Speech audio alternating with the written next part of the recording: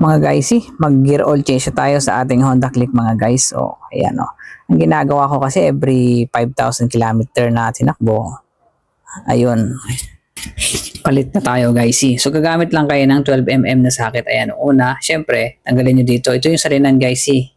So, counterclockwise ang pihit mga guys para matanggal yan. Itong baba naman, dyan yung drain bolt niya. Ayan mga guys. Oh. Okay, 12mm na socket guys ang gamitin natin. Ayan o. Oh. Okay, pagka napihit yan, ayan, tulo na agad yung gear oil mga guys. Ayan o. Papansin nyo, hindi pa masyadong ano, di ba?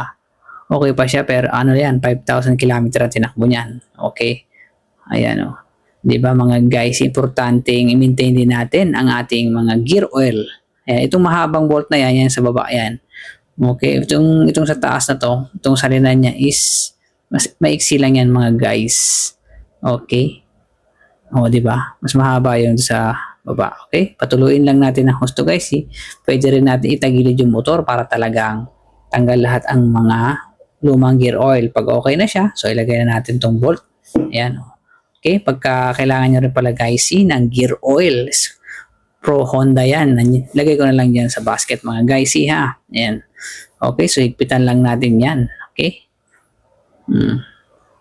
Pihitin natin ng clockwise o 12mm socket wrench.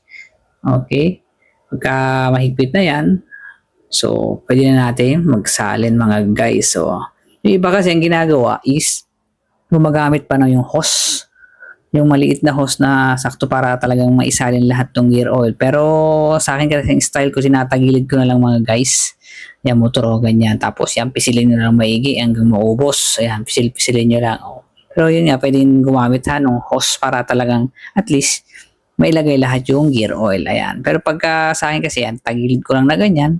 Pisil-pisilin ko lang yan. So may ilalagay naman lahat mga guys.